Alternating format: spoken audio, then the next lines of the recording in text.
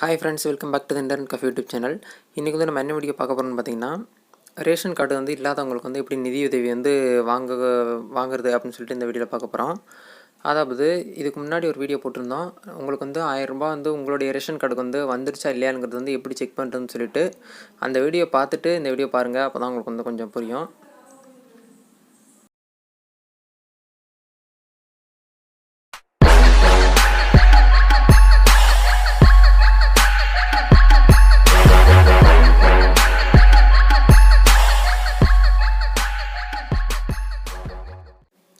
April 2 இன்னையிலேருந்து பார்த்திங்கன்னா எல்லா கார்டுகளுக்குமே வந்து பார்த்திங்கன்னா ₹1000 வந்து கொடுக்குறதுக்கு ஆரம்பிச்சிட்டாங்க. இன்னும் ஒரு சில இதுலேருந்து இன்னும் ஸ்டார்ட் பண்ணாமல் இருக்காங்க. ஆனால் ஒவ்வொரு கடையிலும் பார்த்திங்கன்னா டெய்லியும் தலா 100 கார்டுகளுக்கு வந்து பார்த்திங்கன்னா அந்த நிவாரணத் தொகையை வந்து கொடுத்துட்டு வராங்க. ஏப்ரல் 15 வரைக்கும் இதை வந்து கொடுப்போம் அப்படின்னு சொல்லியிருக்காங்க. இப்போ வந்து பார்த்திங்கன்னா ரேஷன் கார்டு இருக்கிறவங்களுக்கு என்னென்ன வந்து கொண்டு வரணும் அப்படின்னு சொல்லிட்டு பார்க்க போகிறோம். அதாவது ரேஷன் கார்டு உள்ளவர்கள் கொண்டு செல்ல வேண்டிய ஆவணங்கள். ஒன்று வந்து பார்த்திங்கன்னா ஸ்மார்ட் கார்டு, அதாவது உங்களுடைய ரேஷன் கார்டு வந்து வேணும். ரெண்டாவது வந்து பார்த்திங்கன்னா அந்த டோக்கன், நிவாரணம் பெற கொடுக்கப்பட்ட டோக்கன் உங்கள் வீட்டுக்கு வந்து கொடுத்துருப்பாங்க. அந்த டோக்கன் வந்து உங்களுக்கு வந்து வேணும். அதுக்கப்புறம் வந்து பார்த்திங்கன்னா டோக்கனின் உள்ளபடி தேதி மற்றும் அதற்கான நேரத்துடன் வரவும்.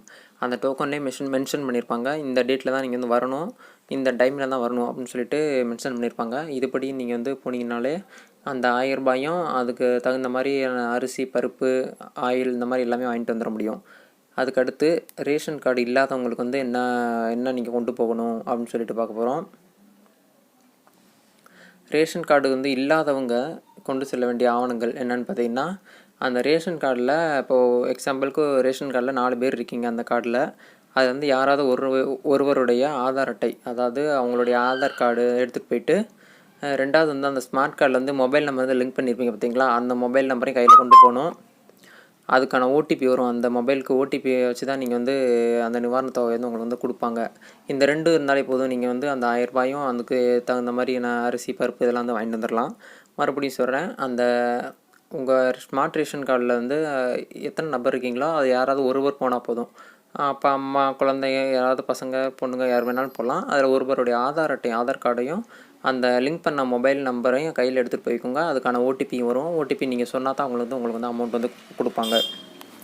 இந்த வீடியோ வந்து எல்லாருக்குமே யூஸ்ஃபுல்லாக இருக்கும்னு நினைக்கிறேன். இந்த வீடியோ பிடிச்சிருந்தா லைக் பண்ணிக்கோங்க. இந்த வீடியோ வந்து எல்லாருக்குமே ஷேர் பண்ணிக்கோங்க. இந்த விஷயம் வந்து நிறைய பேருக்கு தெரியறது கிடையாது. இது போன்ற பல வீடியோக்களுக்கு நம்ம சேனல் வந்து சப்ஸ்கிரைப் பண்ணி வச்சுக்கோங்க. பக்கத்தில் உள்ள அந்த பெல் பட்டனை கிளிக் பண்ணி வச்சுக்கோங்க. மீண்டும் ஒரு புத்தம்பது வீடியோவில் சந்திக்கலாம். அது வரைக்கும் உங்களது விடைபெறுகிறேன். நன்றி, வணக்கம்.